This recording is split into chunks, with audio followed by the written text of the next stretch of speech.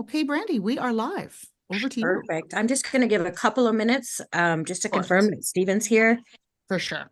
I just sent him a quick text message. I'm not sure if he's in an airport or where he is right now, but I know that he's traveling too. Just 1 minute here.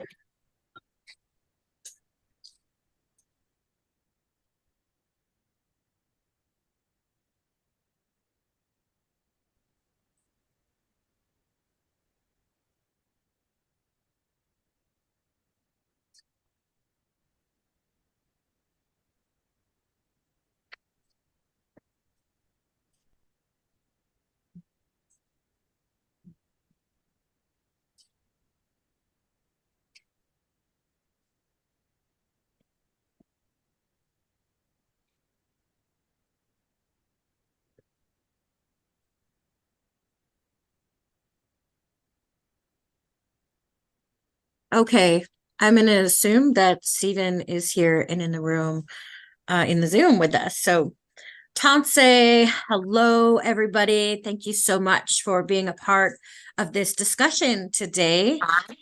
I am Brandi Morin. I am a freelance journalist based in Treaty 6 area. I am a Cree, Iroquois, and French. I specialize in telling Indigenous stories. And I have recently produced a documentary called Killer Water. And it's about the impacts of the Alberta oil sands and tailing spills on Indigenous communities. This documentary specifically focuses on Fort Chipewyan, which is downstream from one of the world's largest industrial projects. The film was released last Friday, and we are gathering today with some of the experts that were in the field or in the film, as well as a incredible lawyer named Steven Donziger. He's from south of the Medicine Line in the United States, who's worked extensively with Native communities who are fighting for their rights with oil companies in the Amazon. So thank you for everybody for being here. We have Athabasca Chipewyan First Nation Chief Allan Adam. He is featured in the documentary. He's been in leadership for nearly 2 decades now. And we have Dr. John O'Connor. He is a medical physician. He worked in Fort Chipewyan for several years and still works in Fort McMurray, Alberta, and area. And he helped raise the alarm, so to speak, of the disease and cancer rates that were significantly high in the Fort Chipewyan area. And then we have Mandy Olsgard, and Mandy is a toxicologist. She's an environmental scientist, and she is the most prominent scientist of her kind in the province and arguably the country. And she has worked for industry and the Alberta Energy Regulator, as well as many Indigenous communities. So hi, thank you. Hi, Steven, good to see you. Thank you so much for being here. This is such a badass group of panelists.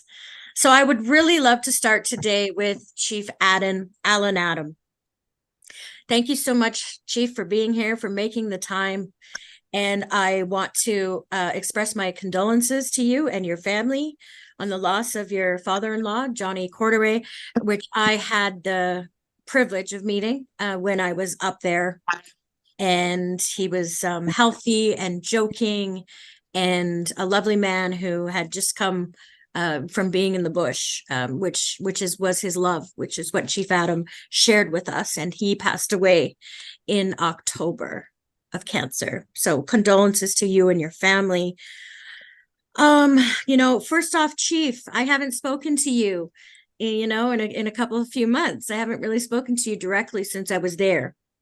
And I know that you had a chance to view the film last week. I am wondering, first off, what was your response to the film when you seen it? It brought out the anger the resentment in regards to what's been going on for decades. It's probably been going on probably about 4 decades now. And looking back at, when we started this crusade and getting to where we're at today, you ask yourself, is there ever an end point? And it just gets worse and worse as we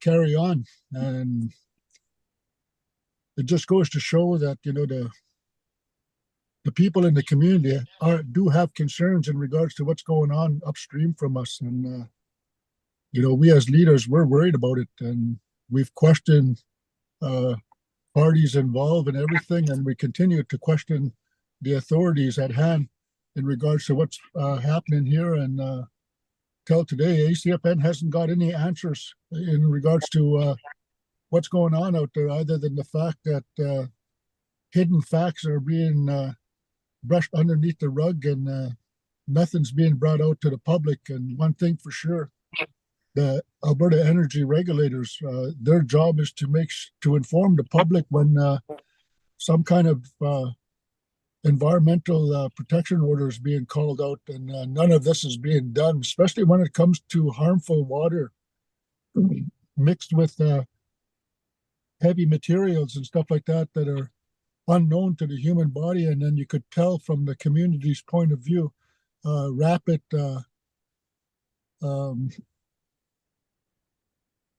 rates of cancer are still being recorded, and nothing's being done about it at this point in time. It seems like when it comes to the environment, there is no human health concern, and nobody wants to take the responsibility for your human health, and especially when it's coming out of Fort Chip. And then when you look at the blueprint and you start following downstream from there, and you could tell the rates of cancer is even going up downstream further than Fort Chip as well too. And all these have to be recorded and have to be taken down into consideration, because these things are happening all over the place, and they're happening to mostly Aboriginal communities downstream.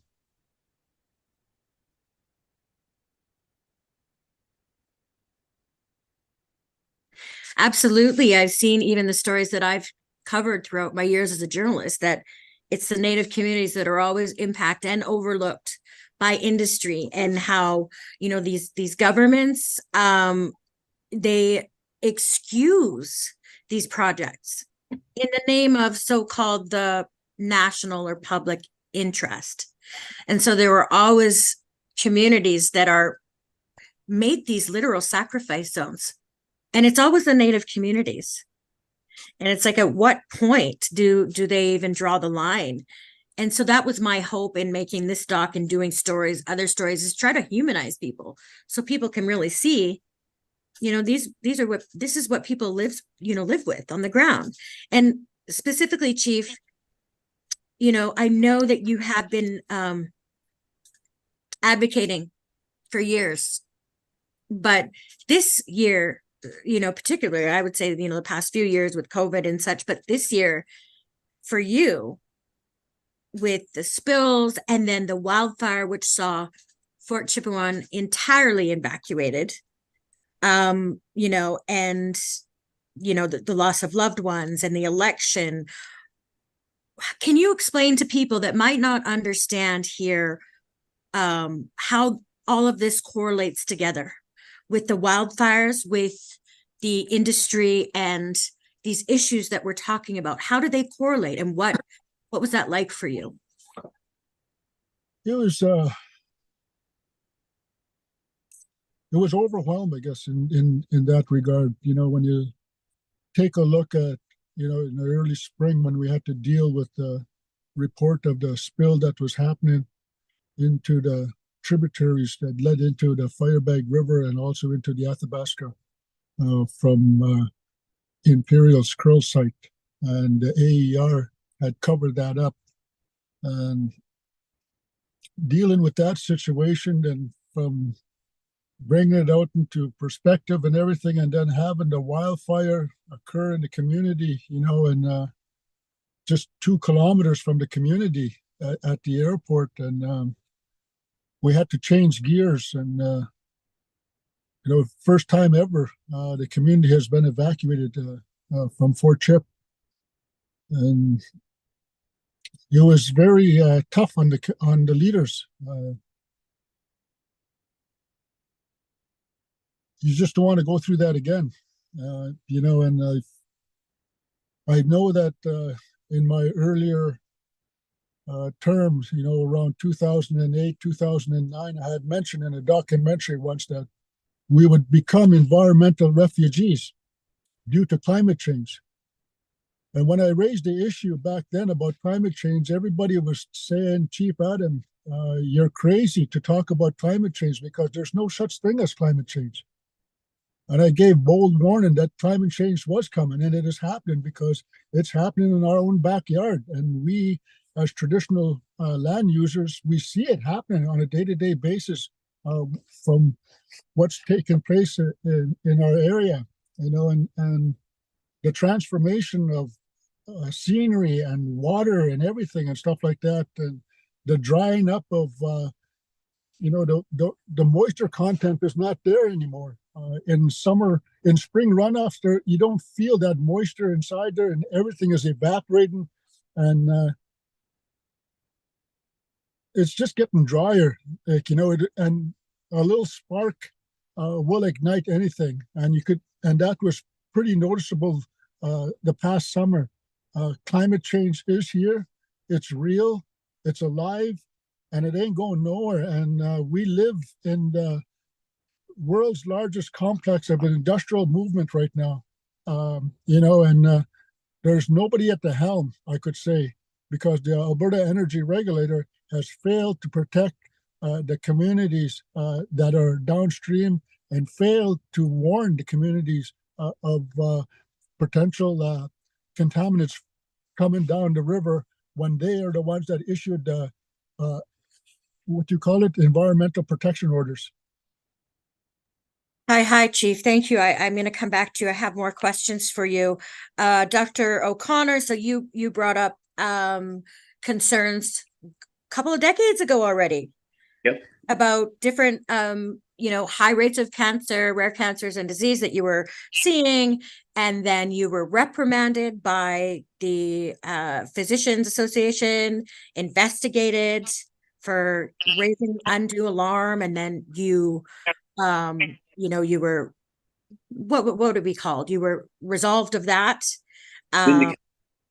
Vindicated, yes. But I mean, you were seeing this a long time ago. You talk about it in the film. Now we're in 2024 almost, and we're talking about this. We're talking about these tailing spills. You said, when I interviewed you for the film, you said, you know what? I wasn't surprised at all. This is ongoing. You said these spills have been ongoing. This was just another incident, even though it was alarming for the public to find out and understand. But since then, you have done a lot of research into what's been happening and connecting it, right, to medical issues. Can you speak to that a little bit? Yeah, Brandi, I started going up to Fort Chip almost a quarter of a century ago, almost 25 years ago. Wow. And when I went into the community, the first few visits, I was vetted by the elders, which is a process that I understand clearly now. But I listened to their descriptions, their traditional knowledge descriptions of the changes in the environment that they'd seen in the 10 to 15 years prior to me coming up, which was astonishing. The story was so consistent across the board. And then I started to find the amount of pathology that I did, the cancers and the autoimmune diseases that exist in the community. A population of 1,200 people, the majority of which were traditional, living off the land and the water. And I questioned, where could this be coming from? And, at the time, and still, Health Canada is responsible for on-reserve health. So this had been an issue for a number of years before I came to the community. I just documented and brought it to light. And I questioned the origin of it. And so historically, going back to the mid to late 90s, there have been recommendations by scientific groups, federal and provincial and university-based, based on their analysis of the downstream environment and what was happening upstream. There have been strong recommendations and suggestions for baseline health studies to be done of the human population. Completely ignored. Twice in the 90s, then in 2009, when the Alberta Cancer Board confirmed rare cancers and higher rates of cancer in Fort Chip, they recommended it as well. 2014, University of Manitoba did a study of the community, and they strongly recommended a health study. Nothing has been done, but in the meantime, going back to your initial question, these latest spills highlight what's been going on, like Alan said, for decades. These tailings ponds that line the river are designed to seep and leak into the groundwater and the surface water. If they didn't, and this is Alberta government and industry's evidence, the dikes that keep these tailings ponds intact would collapse. So this noxious water in these tailings ponds, which contain class 1 human carcinogens, as well as fish and wildlife carcinogens, have been seeping and going downstream for well over 40 years. So the latest spills are just the tip of the iceberg. Yeah, and so what, as far as you know, what have been the reasons why any of these recommended health studies by, scientists and health professionals, like why have they not been done? I believe because industry is being protected. Governments, provincial and federal, do not want to know the truth. Wow. It came close to having a health study after the Alberta Cancer Board confirmed in rare findings, rare cancers in Fort Chip. In 2009, there was a scientific team struck to look at putting together terms of reference for a health study. And we met. I was invited to be part of that team. We met for a year, put together terms of reference. And at the end of the year, the chair of the committee, who was himself a physician from Calgary, working in Fort Mac at the time as the medical officer of health, he insisted a clause. He inserted a clause, but insisted that this clause be inserted, that industry should be part of a management oversight committee. Wow. Study of Fort Chip. Leadership in Fort Chip totally rejected this. They rejected the idea of industry being part of it. As one of the chiefs said back then, this would be like the fox, could be like the fox looking after the hen house. So that was the closest that it came. The government, of course, walked away when industry was not accepted as being part of the management committee. But astonishingly, with all the recommendations, with all the independent findings, with the traditional knowledge especially, which has been completely ignored, and industry's own admission, supported by government, that these tailings ponds are designed to leak. Mm-hmm. They're designed to this toxic water to get into the layer of the river where fish spawn. This is so. When you consider that, like for instance, the findings of traditional knowledge keepers in Fort Chip of the deformities in fish, the fish with missing parts and I was there a year and a half ago, and I just went to one fish camp. I was only there for 2 hours, and out of that catch that they had been fishing all week, and out of this one catch that they brought in of like 50 fish or something, there was 2 deformed ones that I witnessed. And so I found that alarming, but apparently that's kind of normal around there. I was stunned. And this was part of the traditional knowledge that I was made privy to when I started going up to Fort Chip in 2000. So these deformities and anomalies in fish downstream, obviously, if you've got toxins in tailings ponds, and among those toxins are a group called naphthenic acids, and among other impact, naphthenic acids are hormone disruptors. So fish are being born, they're formed and being born with these deformities, and they get into the food chain. And of course, traditional Fort Chip, eating fish and subsisting off the land, is it any wonder that illnesses abound in Fort Chip? And governments just have washed their hands. They've paid lip service. They've raised their hands to their face. Oh my God, we have another spill. All the time realizing the spills that have been happening for decades are monumental compared to the latest spills. At one point, I was calculating just a few months ago that from a fraction of the 19 tailings ponds that are line the river, that the seepages and leakages amount to an Exxon Valdez disaster every week, one a week. Which kind of disaster? The Exxon Valdez, the Wow. tanker that went down off the coast of Alaska over 20 years. Every week, yeah. And so, what about this? yes. So, Mandy, you are an expert. You're a toxicologist. Can you explain this from your point of view? Now, from what I understand and from what you told me when I interviewed you in the doc, that there's human health studies that are only done initially and in relation to the environment, and then nothing else after that.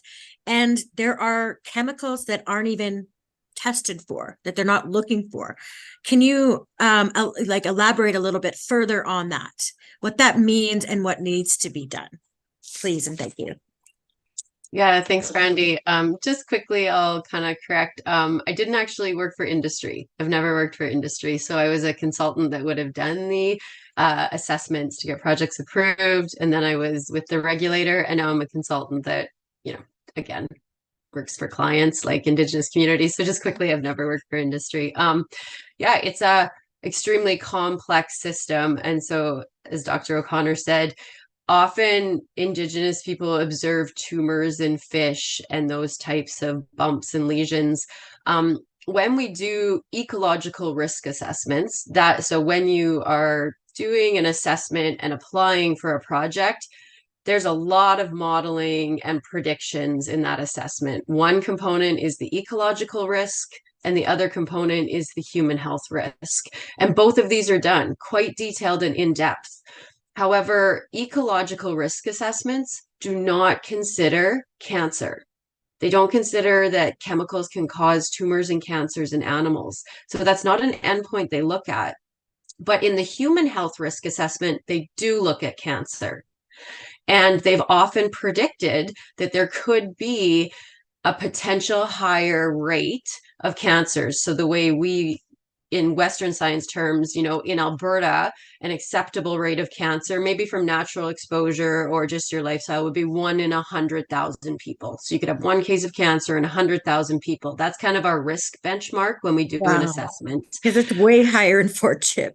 Yeah. And so that's the thing. So when they do these assessments, that's the risk benchmark, 1 in 100,000 people, and they use an incremental lifetime cancer risk to predict that. And almost across the board in these EIAs that industry have completed to get their projects approved, elevated cancers have been a potential risk. Then a project gets approved and we move into the monitoring phase. And we see really heavy environmental monitoring. So the water, the air, I wouldn't say the wildlife though, the mammals and the birds, the foods and the medicines. We don't see a lot of monitoring there, but we do monitor the environmental media, water and sediment, those types of things. And so this is where the disconnect really happens, in my view. Even though there was human health risks predicted, risks to the immune system, the skin very often, and cancer, there's no monitoring component.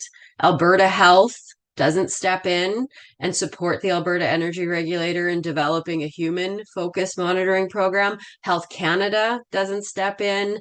Indigenous Services Canada now, First Nation Indigenous Health Branch, all these different provincial and federal health regulatory agencies, they kind of sit tangentially on the outside and hear about these things, but they're not looking at an approved monitoring plan or a monitoring plan that industry is submitting and making recommendations about how to actually monitor to understand and assess potential risks to the downstream communities or any member of the public, really.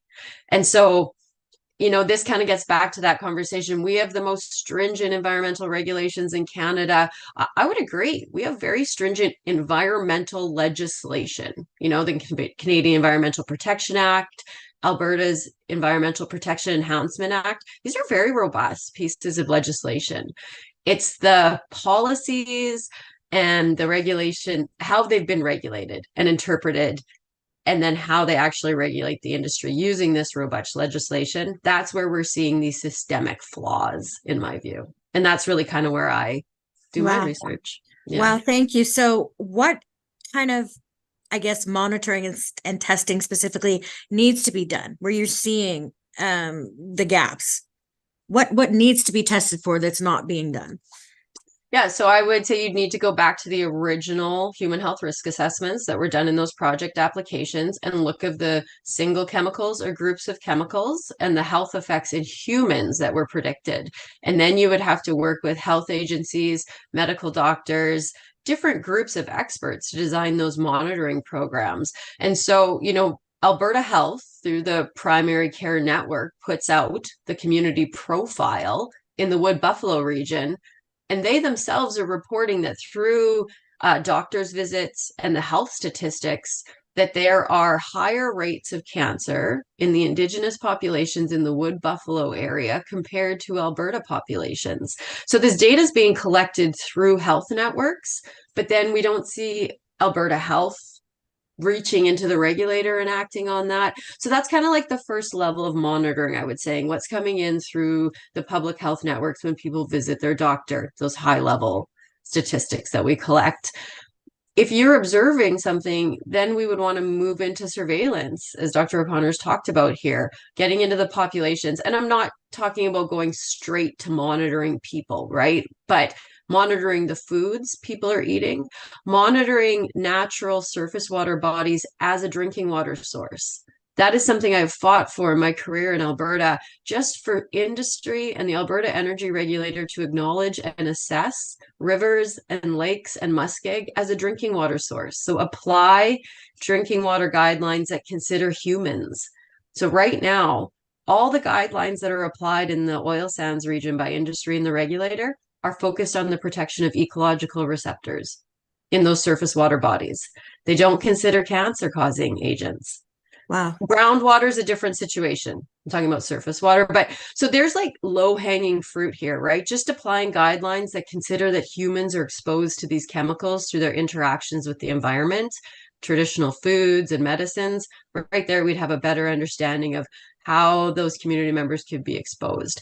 Then when you consider the Indigenous knowledge, what members are telling us day in and day out, yeah, we would be seeing more focused health studies, I think. Amazing. Thank you, Mandy. I'm going to come back to you as well. I would love to hear from Steven. So like I said, Steven represented Indigenous tribes in Ecuador for many years and was successful in gaining a judgment against Chevron for these massive oil massive oil poisons that were left behind. Like they were kind of like tailings. They were pits, right? That were they just didn't clean up. They didn't clean up their mess. Anyway, Steven, for those that you don't know, he was prosecuted. These oil companies kind of vindictively went after him, and he is a very renowned advocate, human rights advocate, and an environmental lawyer. And he's a friend of mine. And I wanted to bring him in just to gain your thoughts on this situation in regards to your own experiences. Thank you, Brandi, and thank you for making a great film. It's amazing. Thank you. And Chief Adams, honor to meet you, sir. And I know Dr. O'Connor and I'm so bad with names. Mandy, Dr. Olsgard. Thank you for your work. It's so important that people come together in support of these frontline communities. I'm just a white dude from the United States who got involved as a lawyer in this, big case against Chevron in Ecuador. And when I hear these descriptions of what happened in Fort Chip, like, it reminds me very much of what I experienced at the hands, or what my clients, I should say, experienced at the hands of Chevron in Ecuador in the Amazon, where Texaco, later bought by Chevron, went in there in the 1960s and essentially designed a system of oil extraction to pollute the environment. They didn't even attempt to try to minimize the impacts. They essentially decided that they would dump systematically billions of gallons of cancer-causing toxic oil waste into streams and rivers that indigenous peoples had been using for their drinking water, bathing, and fishing. My experience is pretty simple. Industry will do anything it can if it thinks it can get away with it. You see this in Canada, you see it in the United States, you see it in Ecuador, and you see it everywhere I've looked at it. Without sufficient and robust regulation by authorities, there's just nothing that will be done to stop this. And even with well-meaning regulators, often it's very difficult to stop it because industry is so powerful. People who often, in government, who do their jobs conscientiously end up losing their jobs because they're just not supposed to really do their jobs. They're supposed to balance it all out such that industry always seems to have the upper hand. And in my experience, the only way to stop that is through frontline organizing, political organizing, really, to support the regulators and the scientists, so they're able to actually do their jobs correctly, despite the massive resistance that industry often generates to block their work. And, it doesn't surprise me to hear what's happening in the Fort Chip area, as distressing as it is. But I will say that, the film and having panels like this and doing advocacy, and understanding the relationship between advocacy and the need to do serious, rigorous science, is absolutely critical. Science, the scientific part of it, is always seems to be diminished by industry lobbying and advocacy efforts by what I would call BS industry scientists who really are out there to create confusion and to sow doubt about the truth, about the evidence. So it really does take, I think, a high degree of awareness of the tricks the industry uses in how they do their so-called science, which is what I would call junk science, versus how real science is done, and how really the truth needs to be put out there, and it's only going to come through organizing, through social media, through independent journalists like Brandi. Brandi, you do such amazing work, not only on this issue but across so many issues. And so few journalists are really focused on these issues, far too few, and it's just unbelievable to me that, like, why is it that you as a Cree Iroquois takes on these burdens? Where are all the other journalists? Why are they not focusing on these issues? And it's really important that we keep pushing and we get, the journalistic community to write about this and to publicize this.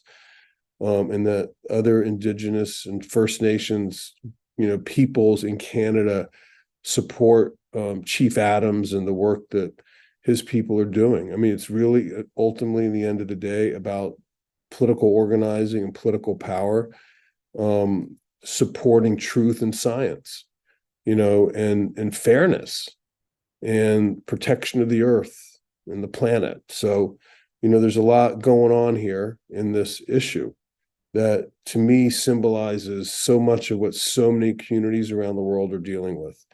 And I salute all of you for taking this on and for pushing it. And I will do my best personally in my own little way to help you try to amplify what you're doing.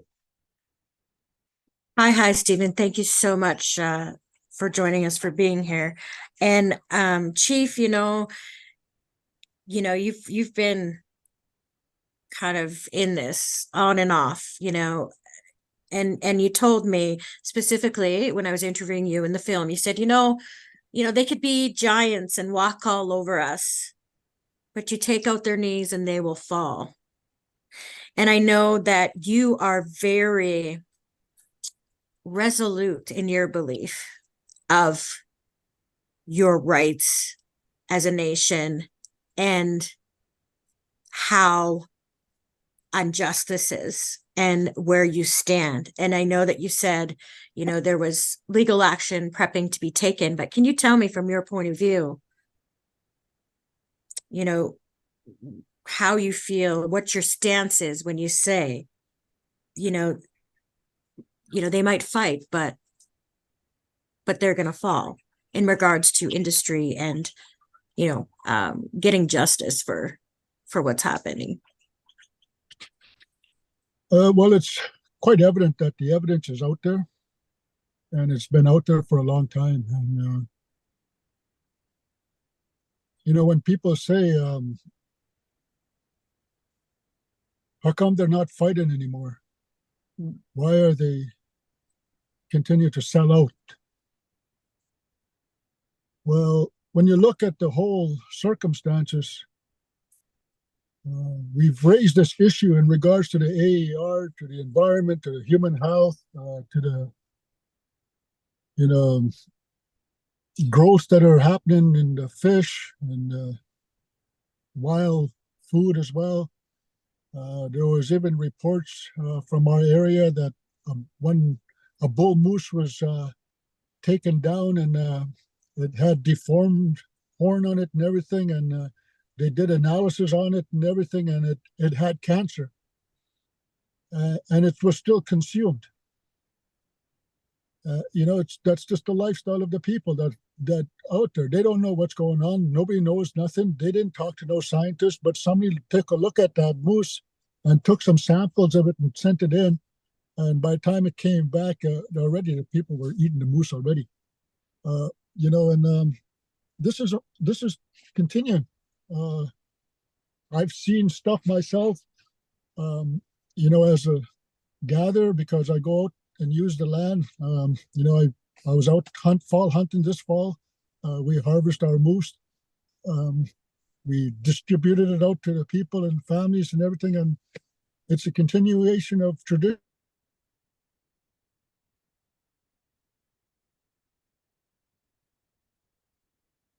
Is that me or Chief that's frozen?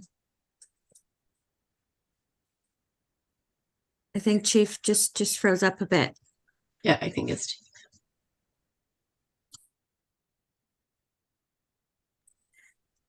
Yeah, so we'll just wait for him to come back. Sometimes that happens. So yeah, I mean, it's all connected, and sometimes it's like, okay, is it a choice between keeping tradition and culture alive or your health, and ultimately in Native communities, your culture and your tradition is intertwined with everything that you are as a human being. So it's like stripping away of that. And Dr. John, I see your hand is up.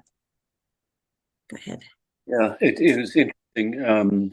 One of the comments that was made after the Alberta Cancer Board report came out was that the community of Fort Chip was of great concern, but the sample size was too small to be considered significant. That's one way of using statistics to push your point of view and your agenda. Very frustrating, totally inappropriate, for the community of its location and what it's exposed to. My wife were up in Nuvik in March of this year at the Denny Water Summit. We're up for a couple of days and listened to communities that had come from across the far north, like accessible by boat, by fixed wing, But their evidence, their traditional knowledge, and some white man's knowledge as well, pointed to findings that they were getting in their own communities, their own little small sample sizes. Again, too small a community to be considered it to be considered a problem. If we all banded together, all these communities, including Fort Chip, we would no longer have a small sample size. So basically, they said they don't matter because they're only community of 1,200 people, is what you're saying. Exactly, and also, the fact that they're Indigenous. If this was happening south of Edmonton or south of Red Deer or south of Calgary, it wouldn't have happened. Yeah. Absolutely. Yeah, I agree. Mandy. Environmental racism at its worst. Mm-hmm. Yeah, I just want to interject. There's no doubt in my mind there's environmental racism happening in this region. Statistically, it's very difficult to significantly prove an increased cancer rate in a small population. We see it all across the world, right? Tom's River down in the States. It took them decades to prove that there was this increased cancer rate in children when it was just evident. There's books written on it, and it was dyes being released. So I don't want to discount that there is very clear environmental racism going on, but statistically speaking, small sample sizes for showing significant increases in cancer, it's like a mathematical error, not entirely racism. So I just want to, sometimes it's a little bit difficult as a scientist working in this region, and I just want to make that clear that there's a lot happening there. Hi, Mandy. Thank you. So, Chief Adam, I just wanted to follow up. So so we know that there's been another spill, like they're not calling it a spill, it's a release of, water from one of Imperial Oil's containment ponds from, it's used as runoff and different things, but it was over the sediment guidelines, and that was released last week into the Muskeg River. Again, another failure. And it's not just one company that's doing this. We focus on Imperial Oil because it was where these significant releases happened last spring. We know that Suncor had a major release within that time period, and that these things are ongoing. But Chief, this is something that you're living with all the time. Right now, we're talking about it and it's in the media. But what's going on behind the scenes? I know that tomorrow, the AER is speaking to the Environmental Committee again in Ottawa, and apparently Lori Pusher at first refused after he was called up to go and testify to them again, and he had to be summoned by the governmental committee to actually go, and that's happening tomorrow. I don't really know what's going to happen. They're going to be questioning the AER after it absolved. It absolved itself in September of any wrongdoing in regards to following protocol to notify communities, even though it apologized. What's going on now, Chief? What's happening right now in regards to your relationship and actions with the AER and with oil industries and governments? Right now, this must be a hot topic because I lost my phone service there because my phone overheated. Yes. But when you look at the whole structure of everything, there's a lot of moving parts happening as we speak, and it's unfortunate that we had to come to this component. It could have been all avoided if the Alberta Energy Regulator just lived up to its name, a regulator, energy regulator, but it failed to do so. And I was getting to the point earlier that never before have we been into a situation like this where we had an opportunity to do something. Even though we talked about it in the past, we knew that there was something wrong, but there was never an opportunity to catch them in the cookie jar, I guess you could say. And over the years, we kept on fighting, telling people, telling the media, telling the public that there's something going on here. There's something wrong here. The Alberta Energy Regulator is not doing nothing. They just stayed back, stayed silent. Everybody stayed silent on that notion. Nothing came about until the spill happened. And when the spill happened, and then the energy regulator came out and started saying all these other things, and next thing you know, just like, what's going on here? And this is the evidence that we needed. This is what we needed as a nation to fight and to go after them under the treaty, because they broke the treaty in our regard. And because it states in the treaty that life will go on, like life never even disturbed anything as settlers coming in. You'll continue to way of life undisturbed. You'll be able to eat the food that you've eaten throughout the whole time you're there, travel wherever you want to travel and everything. All these are playing into effects into our community and everything. And now we got the Alberta Energy Regulator. We caught them. We got them for negligence, poor response. We got them for anything. And that's when I said to you earlier, you said it yourself. They may be giants, but when you take out their knees, they're going to fall.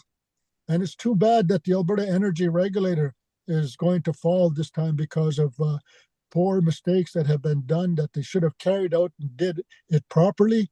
I don't think we would be in the scenario that we're in today if it was carried out properly. But, when you take a look for last year, the profits alone from the oil and gas industry here in Alberta is $47 billion to shareholders outside of Alberta. So you could tell the stakes are high here in this region, and it's not going to get any better because of the demand for oil that's out there. And, we live in a safe zone. Nobody's doing nothing about it. We're not in the Middle East where there's war and everything. We're not in Nigeria. We're not all these other countries where there's uncertainty. But here in Canada, here in Alberta, they have certainty, and they abused it. They abused it for their own power, for their own will, and they forgot about one thing. They forgot about the people that live downstream. And we, the people, live downstream. We are had enough, and we're going to do something about it. And I guarantee you, man, I'm quite 100% sure that the Alberta Energy Regulator will have a Christmas gift before December 25th coming to them from the Athabasca Chipewyan First Nation. Yeah, I get that. So, Chief, can I ask you, and I think this is kind of the consensus out there, that the AER is in bed with the governments as well as industry, and they're supposed to be separate. Can you comment on that? They've always been together.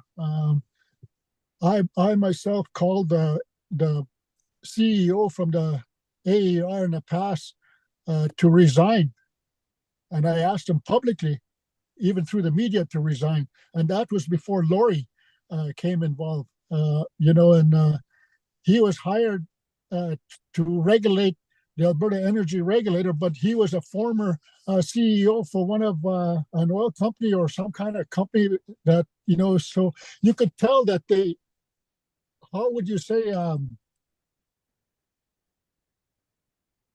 they just keep rewashing and they keep bringing it back. They don't have no solutions to anything. They hire people that were part of the problem, right? And then they hire them again to see what would happen. Well, why are you trying to? In my view, it doesn't make sense to hire people that were part of the problem to create a solution. Yeah. Wow. Now, Steven, I have a question. Are you there? I'd like to know, I'm from Steve. I'm here. You're there. Do you think, Steven, that ultimately it really comes down to power and politics? Like, is that the number one barrier? Like, nothing else is considered, it comes down to power and Well, politics. Is that your opinion? There's a lot of factors. I do think, though, that the issue of politics, political structures, and political power tends to get not integrated with the legal and scientific strategies enough. So while I wouldn't say that it's only about politics and power, although I think that has a great deal to do with explaining why these things keep happening all over the world, I do think that we need to be smarter in terms of integrating different disciplines. Like even on this panel, we have, lawyer, we have scientists, we have frontline defender, the chief, we have a journalist. Okay. All of those communities need to work very closely together and create these new alliances, this new broad-based movement, of course, in service of the frontline defenders. It is Chief Adams and the people, the frontline Indigenous peoples in Canada and around the world that need our support, that are the frontline defenders of life on this planet. So I think we need to be really smarter about how we integrate different disciplines, how we integrate different communities, both Indigenous and non-Indigenous, toward our common goal of justice in this world and saving our planet. So, the awful situation of this killer water that you document in the film is a function of a power structure. Like the fact that problem exists is a function of a power structure. It's not just one lax regulator. It's not just one captured bureaucracy, okay, in Alberta. It is part of a global power structure created by an industry to keep extracting, natural resources, mostly from under Indigenous lands around the world, to power this insane growth that the world economy, that is the owners of the world economy, need to keep maintaining their profits at the expense of the rest of us people, the rest of all of species, and the rest of life's ecosystem. So, I think that, it does have a tremendous amount to do with politics and power.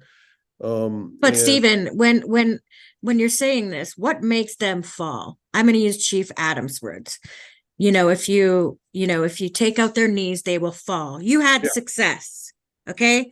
Even though it kind of backfired when the oil company came after you, but in the judicial system in Ecuador, you had success. What does it take to make them fall, so to speak? Well, it takes a lot.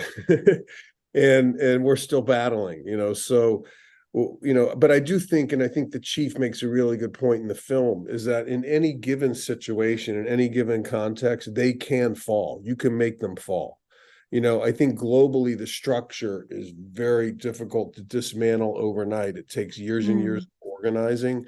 I do think, though, that in particular situations, they can be defeated and justice can be won. And I'm hoping that obviously what's happening, what you're describing, what the chief is dealing with is one of those situations where true accountability can be had. I mean, obviously damage has been done already.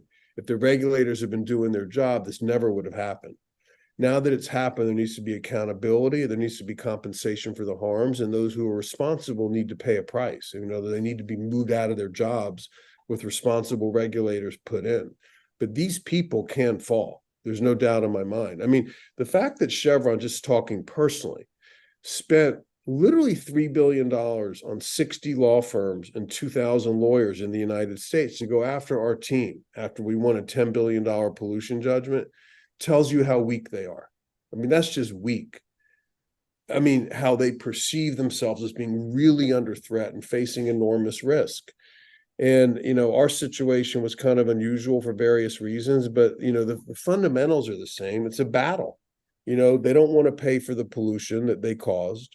And they want to, spend money paying lawyers and lobbyists to keep First Nations at bay and their allies at bay, so they're never held accountable. And they calculate it'll be cheaper to pay lobbyists and lawyers than it will be to pay the people they harmed. And that calculation is at the heart of this entire battle. And it's up to us to change the calculus. In other words, it has to be so expensive for them to do this because they know they can't get away with it. They know there will be cost to them. Could be legal, could be financial, could be reputational. Okay, could be Brandi writing an article that's part of the cost. The chief, the organizing, it's a hassle. These bureaucrats go to bed, they feel, they can't feel good about themselves, okay, at some level. So all of that factors into it. Yes, they can be defeated on an ad hoc basis. I think the broader picture is a little more complicated, but it all starts in your community, and it all starts on battles like this, whether they be Fort Chip or whether they be in Lago Agrio, Ecuador. They're the same battles. They can be won. It just takes interdisciplinary organizing and lots of good leadership and alliance building, and obviously some level of resources. So it can definitely be done. I didn't mean to leave the picture that it was all. No, it's all good. No, thank you, Steven. That's so important, that perspective, even for me, to learn to think about what maybe ACFN and others are going into. But Mandy, I wanted to ask you, we have authorities that are often coming in and completely dismissing any cause for concern. We've seen it after these spills, and they did their standard testing, this and that, no worries, and dismissing the concerns, dismissing the experiences. And that leads to that public apathy as well, which I believe contributes to why nothing is being done in these situations, right? Why are these authorities able to write them off so easily? Because I know that you said, sorry, I know that you said that before, that the certain testing wasn't being done and that they were just doing the status quo. Can you speak to that? Yeah, I think a picture speaks like 1,000 words. If I can just quickly, I can't share my screen. I have a Maybe picture. Andrea, can you enable her share screening? So, even if we put what's not being monitored over here or how infrequently it is, just an example. I can't still. Can I share my?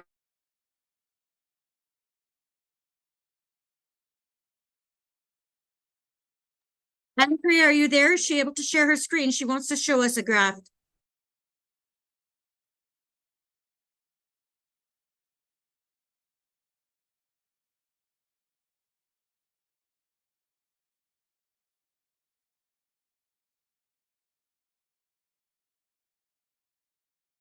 Okay, I think that she got cut off somehow. Andrea, are you there? Can you talk to me? I think Mandy was going to share something that she had prepared. So I think she might have gotten kicked out, but I don't know because I just need Andrea to speak to me here. Andrea? Anyways, does anybody want to speak to that question about how the authorities and so are just kind of dismissing the concerns of the people on the ground when we hear about these things happening and how they're so easily able to do that? Does anybody want to speak to that, Chief or Dr. John? My perspective, Brandi, having lived in Alberta for the last 30 years, is that industry owns this province. There's a very blurry line between who's a politician and who's a CEO of an oil company. When industry can parachute into Fort Chip and have consultation with the community at the community hall and provide a lavish meal and door prizes and cash, and present this PowerPoint descriptions of what they're doing, accompanied by politicians, totally supported by politicians.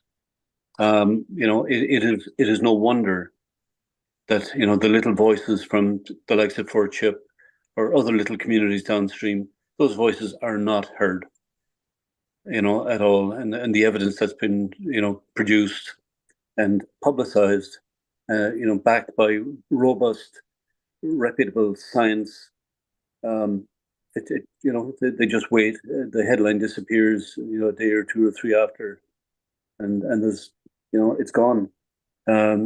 It's a very different matter at grassroots level downstream, but very easy for authorities to ignore. Yeah. Chief, I'll just want to give Chief a moment to respond to, and then we'll go back to Mandy. You know, it's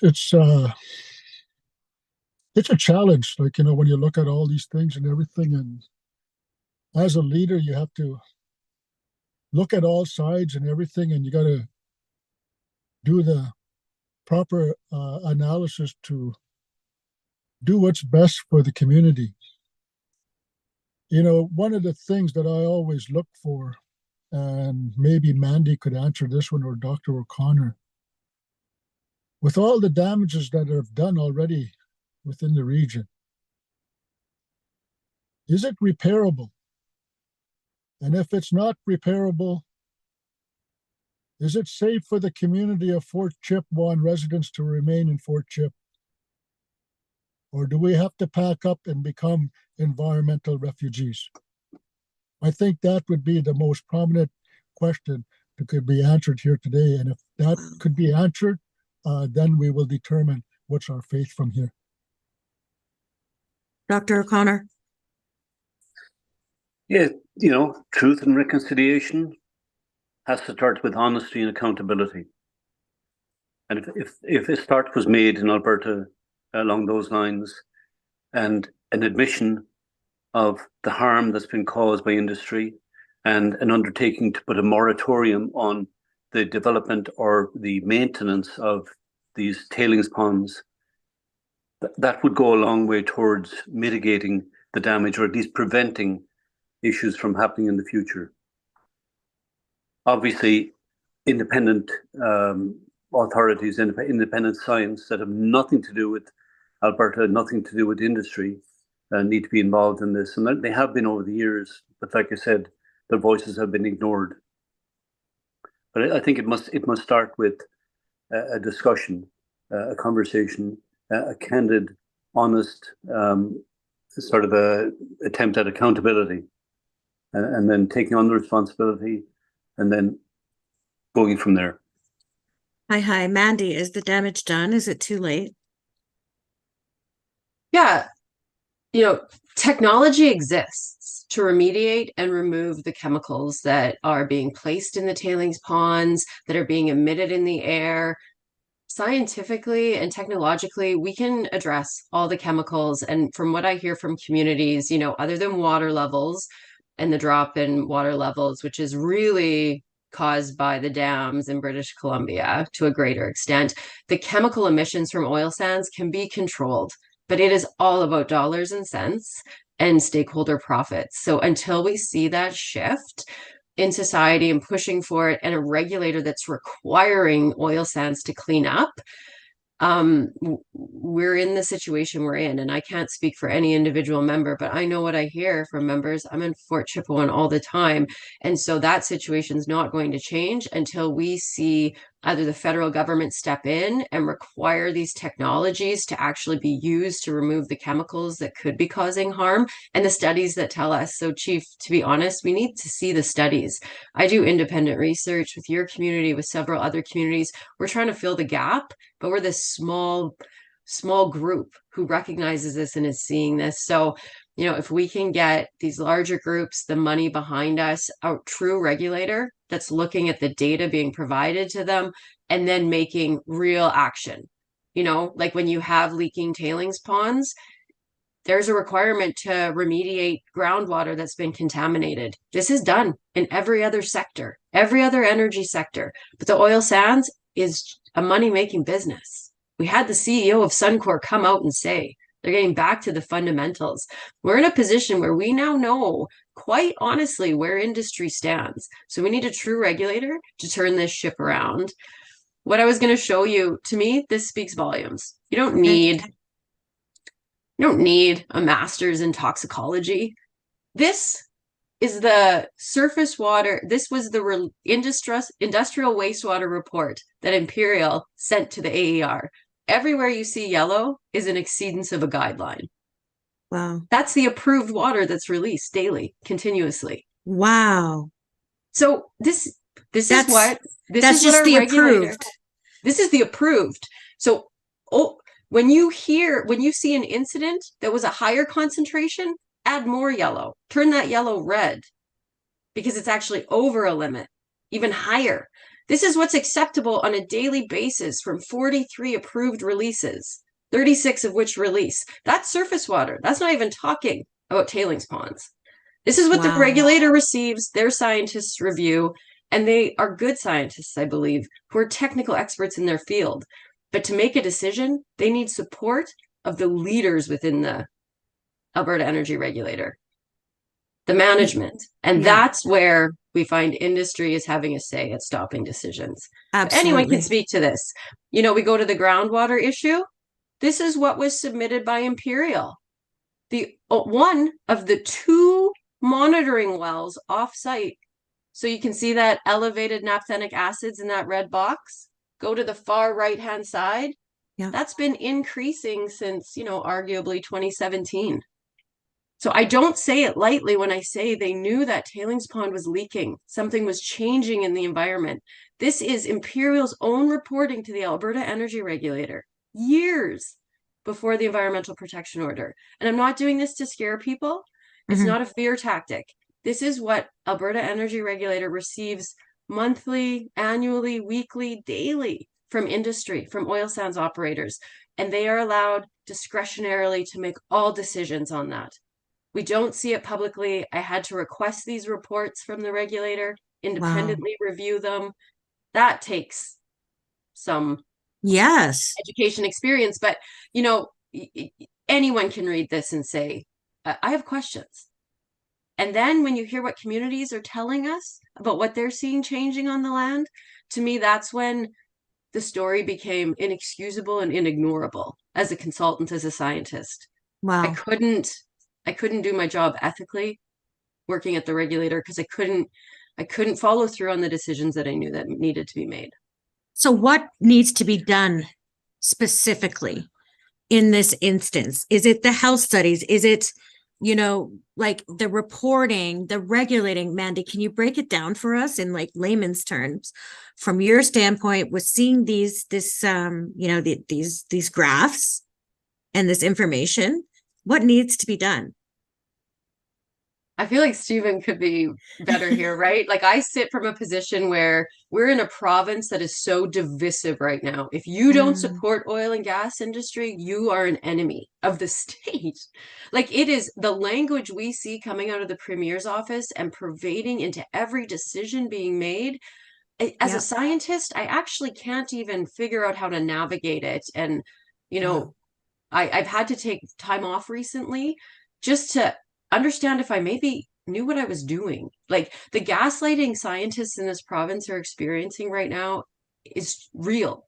And it's hard to walk the line and keep doing what we're doing because what's right and wrong? What's black and white? Like it's very difficult because industry is so well organized and their lobbying effort. They do studies. I read that study and I come to a completely different conclusion than those scientists. The study might actually be quite robust, but how it's been interpreted and then how COSIA or CAP or registered industry lobbying agencies then move that through Pathways Alliance, it is so concerted. As a single scientist, I actually can't answer that because I don't know anymore, but I know what I'm looking at. And I know we have an issue with chemical exposures in that region. So I don't know, Steven, if you can add to that, like how to move this forward. Yeah. And he did speak to that. And then I had a question like, okay, so these health studies and somebody that's watching, had wondered what is the estimated costs and lengths for these health impact assessments and these studies? Like, what are the barriers to getting them done other than industry not wanting to be found out?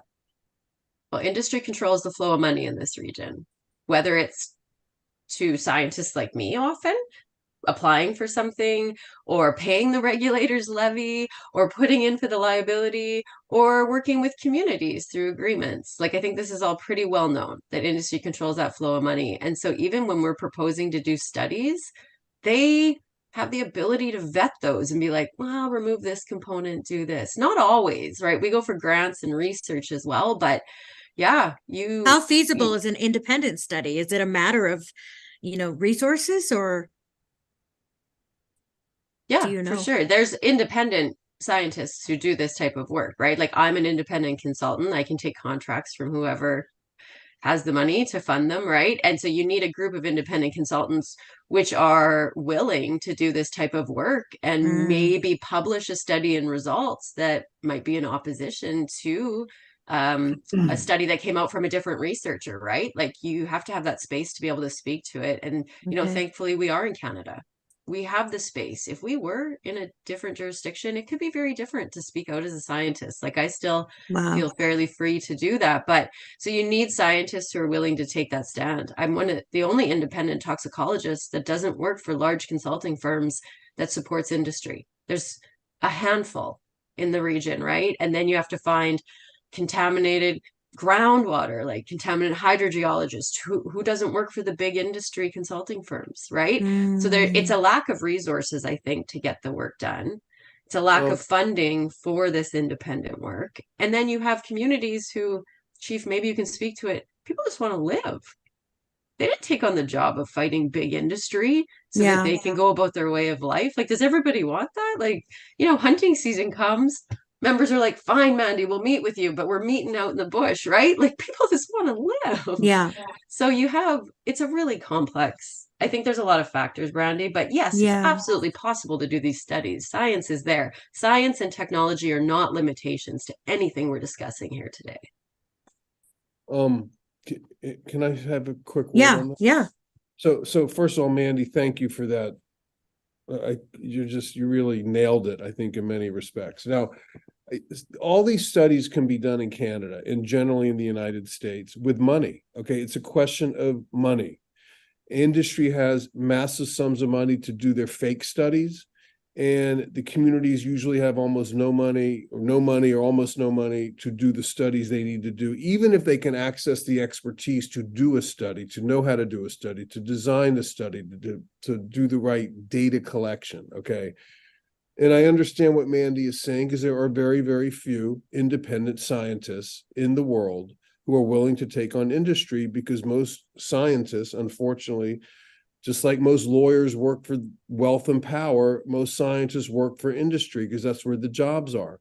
And what I think has to happen is, really two things. One is there needs to be a pot of money created to do independent science in conjunction with the communities by qualified scientists. And I think that money should come from the industry. The industry should be forced, and this is where you get back into the politics, should be taxed basically on their profits to put aside funds so the communities can do their own independent assessments of the impacts of operations on their lands, water, et cetera. Okay, there's got to be some independent source of funds. It should come from industry.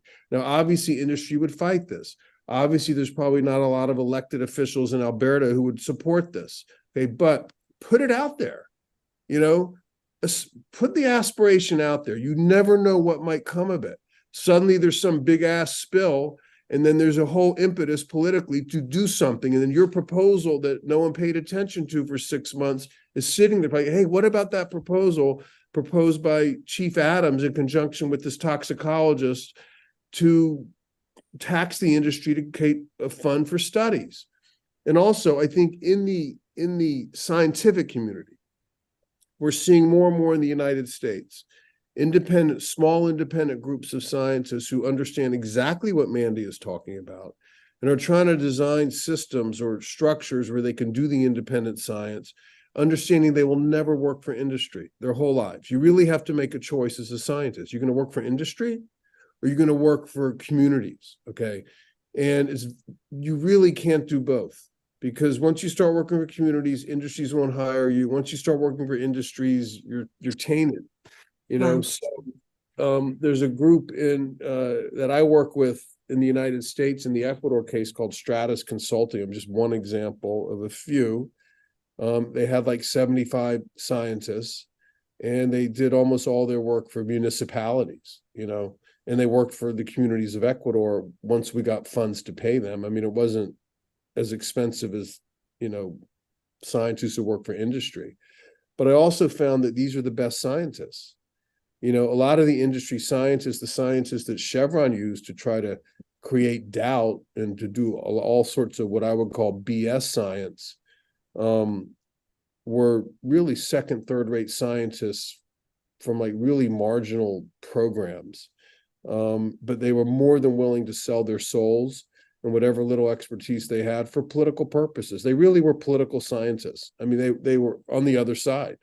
You know, they would use their studies or their non-studies, or they designed the questions in such a way that they knew the answers in advance. And they would use them to help industry. And then Chevron's PR machine would put out their study. See, you know, this is a new study, blah, blah, blah. But then you'd look at the study and realize it was completely flawed on 1,000 levels.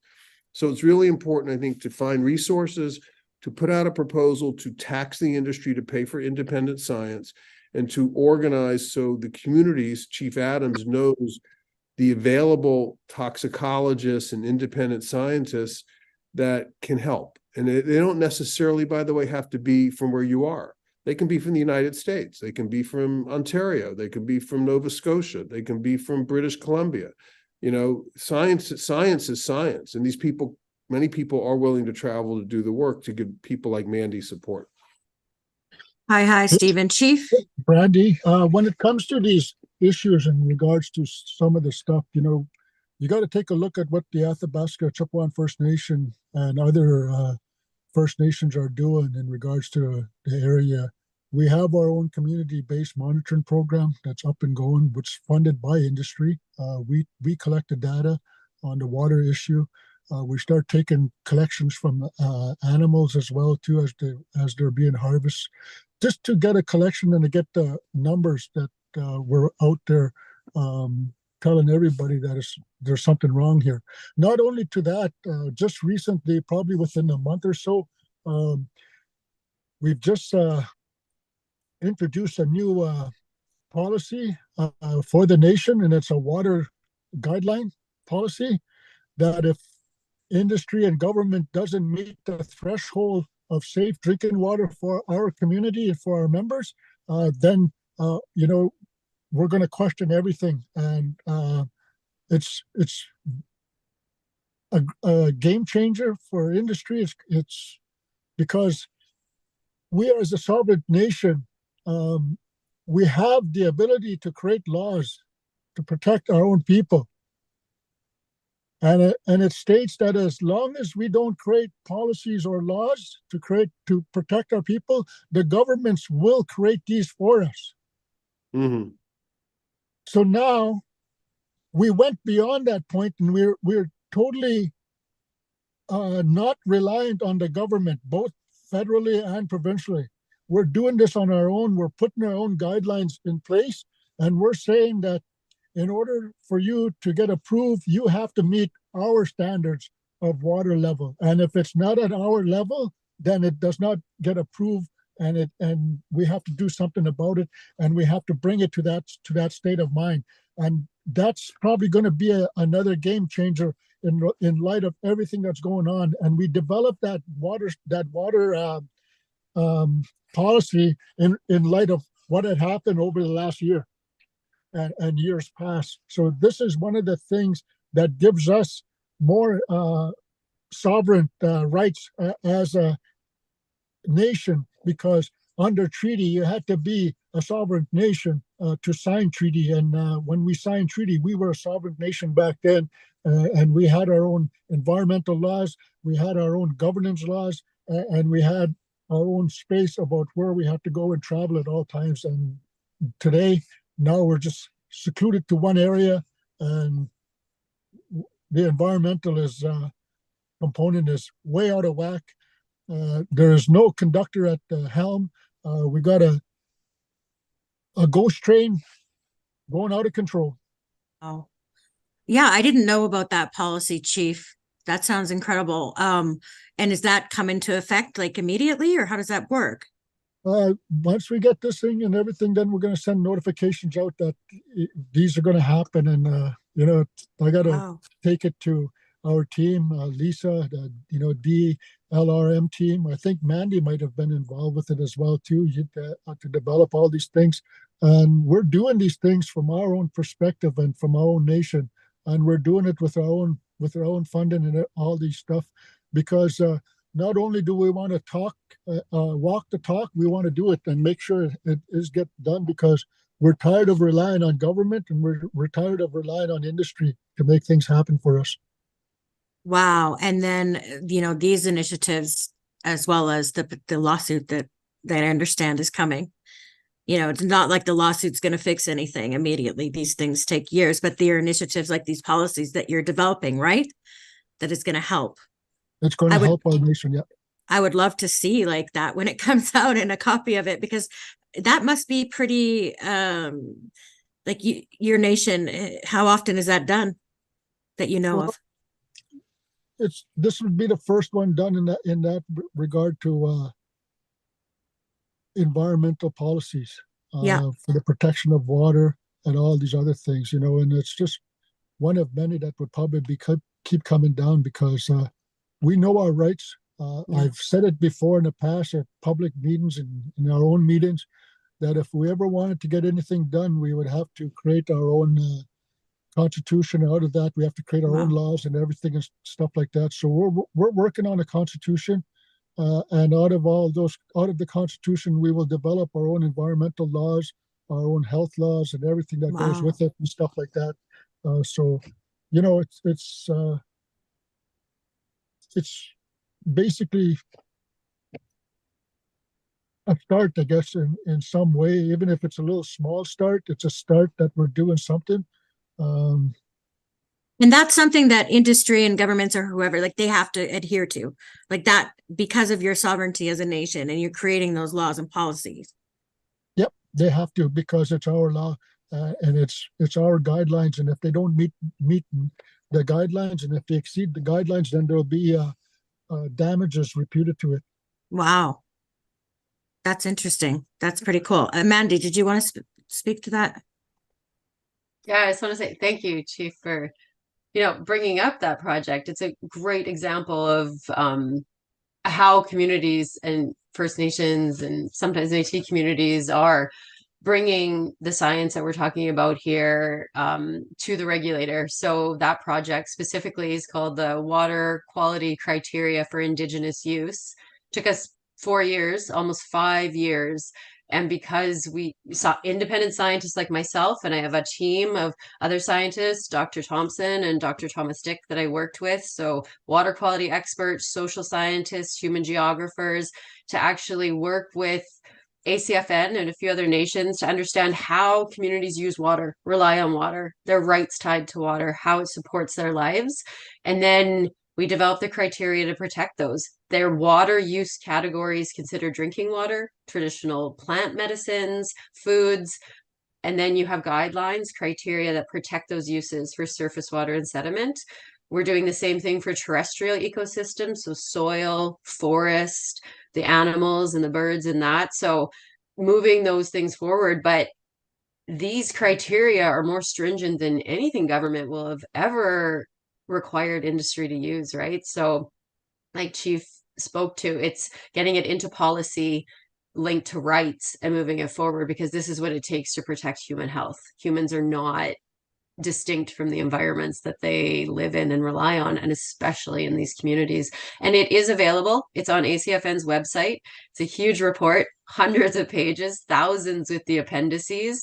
But ACFN has made that available for everyone to review. We just went to a conference and presented on that research with other Indigenous groups who are doing this from British Columbia and across Canada and internationally. So there is a body of scientists and communities doing this work and pushing it forward. So thank you, Chief, for opening that and bringing some positivity and solutions. That's something, you know, you feel like often when you're doing this work or doing these stories, it's like you don't find that you have the solutions, and you know, this is representing some of that. We're going to wrap up here in a few minutes. I was wondering, Chief, if you had anything to say to I guess the Fed or provincial and AER about where things are at right now. You know, what would you say to them? You know, as a chief, you know, I think we're at a state of emergency in regards to the environment, in regards to what's happening with our ecosystem.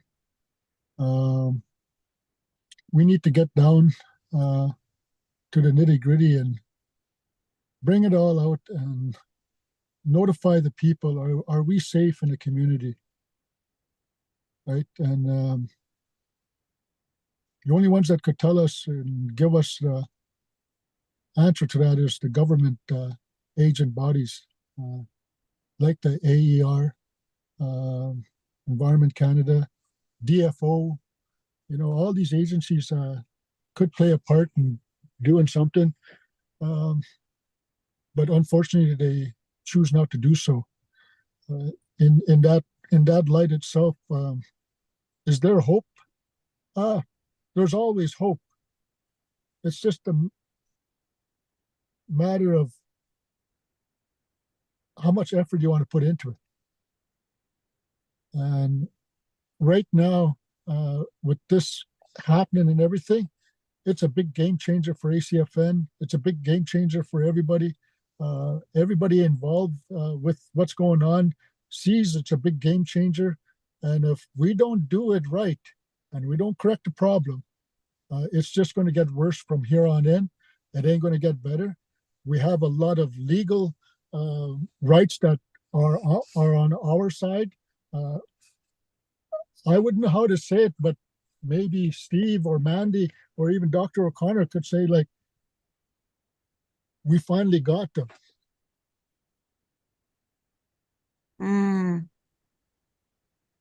Hi, Chief. Steven? Wrap up words, respond. Well, let me just say, you know, I'm talking a lot, but there's a lot I don't know as well. And I want to, the things I said on this panel, I really say with great humility and respect for the chief in particular and the other panelists. You know, but I do think, you know, the monitoring program that the First Nation is doing in Fort Chip is really significant. I mean, that's the basis for information that can really be used with the support of scientists who can help interpret it to really raise a lot of hell, you know, with these regulators and call them out. You know, and really capture, I think, the more support around the nation of Canada. You know, like I've seen this a lot. I mean, I'm down here and I haven't traveled for a bunch of years, by the way. Chevron took my passport. Otherwise I'd be up there visiting if I could. I really mean that. But it seems to me there have been a couple of instances in recent years where First Nations have captured the imagination of the whole country. You know, I think the Wet'suwet'en to some degree with the and internationally, yes, and internationally, you know, and I think this film is the basis, I think, to really project this out much further. So, you know, there might be ways for all of us to think about strategies to do that in light of the film, in light of the opportunity that the film offers. Just a second. So just saying that the chief one of the people that work with the chief have said that they're showing the film during one of their sessions at COB in Dubai. So that's, I don't know how big of a difference that'll get. I know that that'll get to, these officials that they're giving information to at COP, but I think it really does need to get to a wider audience in order to create that grassroots awareness and pressure. Is that what you're saying, Steven? Yeah, and I would say, yes, I am. And I would say two other things, which is, can you see me? Yeah, there I am. Yeah, I can see you. Yeah. So the other thing is think big. Okay. It's just as much energy to go to the Premier of Alberta as it is to the Prime Minister of Canada. It's just as much energy to go to the Environment Minister of Alberta as it is to the Environment Minister of the whole country. And if Alberta is so captured by industry, I think we ought to consider strategies to go outside Alberta to get pressure back into Alberta, because this is embarrassing, for a country that purports, at least in its rhetoric, to care about First Nations. This is not good. And I think that again affords opportunities. And in other words, there's never really a problem or a resistance that is out there that doesn't have some major opportunity in it to try to flip the frame and really advance what you're trying to do. So now, having said all that, it's easy for me as an armchair person in the US to say all this stuff. You folks are doing the actual work. I am highly sympathetic to what Mandy said. Like, people just want to live. Like, it's not your fault they did this. You just want to live as your people have lived for millennia, So why is it on you that you have to deal with this shit? Why is it on you that you have to listen to a guy like me say you need to organize, politically? Why is it on you that you got to find scientists and money to do the studies? So it's hard, and I get it. And I am nothing but sympathy, but I'm telling you, these people, the chief is right. They can be slayed. They really can. And, how it gets done, I'm not really sure. There's a lot of good ideas. The chief probably knows best. The monitoring program that you're doing is phenomenal. I'm really happy to hear about that, because that can be used to parlay into something more. And I'm willing to help to the extent that I can. So I just, I don't know what else I can say, except I have tremendous respect for all of you folks, starting with the chief and all your colleagues and the scientists and Brandi, it's amazing what you're doing to raise the profile of this issue. And let's just see where it goes with the film and what kind of opportunities that might create. Yeah. Hi, Steven. I'm again grateful of your time to be here to share your expertise and your perspective. I just had one more quick question for Chief, and then I was going to give Dr. John a wrap up. So, Chief, I'm just wondering, so how are other First Nation leadership in regards to this issue? I know that you're on the Treaty 8 Executive Council, I believe, and do you know, is there any unified front to support these kind of issues? Again, we have focused on Fort Ship, but Fort Ship is not the only community that is experiencing this up there. But is there anything going on politically within the Assembly of First Nations or within your treaty area? No, there's nothing in that regards going on other than the fact that, business as normal. I could say this for a fact that, I've been elected official chief for 16 years, and I've been a council for 4 years. So I've been in council 20 years, and I'm going into another 4-year term. And I haven't really had to deal with being the chief of the nation, other than the fact of fighting with industry and government, with the environment, ever since I've taken the position as the chief, and raising the concerns and the dilemma of everything that's going on. If the proper mechanisms were in place and everything to counter all of these things, and the resources were there, could you imagine what we could have built, and did right in regards to how to develop an industry to protect the environment, to protect the community, to protect the health, and to provide education and let the people be aware of what's happening at all times. If we were to do that, we wouldn't be in the predicament that we are in today. And it goes to show that ignorance and racism still plays a big part here in the oil sands region. And that we as First Nations people are looked down on, not looked upon on. And that's going to change. Wow. And any word from, I guess, the MP or follow up from the Premier's office or anything? I mean, I know it's kind of early in regards to response to the film, but I find this ironic that, COP28 that's happening, the Alberta government is sending a delegation of 150 to go and tell the world that everything in Alberta is fine, nothing wrong. And we are sending a delegation of probably 4. And we're also sending some of the footage and documentaries and stuff like that down there. And we're going to let the world know that this is happening in our backyard. And it's time to expose the whole thing. And let everybody know that what Canada has been telling the UN and what other government agencies have been telling the UN about how good things are in Canada and in Alberta with the First Nations communities, we're there to go and tell the world that everything is not good. Wow. It's really representative of these giants that we're talking about. When you're talking about these numbers of 150 and all of these resources, and then you're sending 4 people to go there and speak the truth of what you're experiencing. I mean, wow. So that just goes to show how much of a cover-up they're willing to do and to take and to lobby all these other groups of people outsoever. But we will make a note on this, and it's time that we do what we have to do. And I've always said it before, we have to go to the UN and expose Canada for what they are, and we have to expose Alberta for who they are. Hi, Chief. Thank you. And then Dr. John.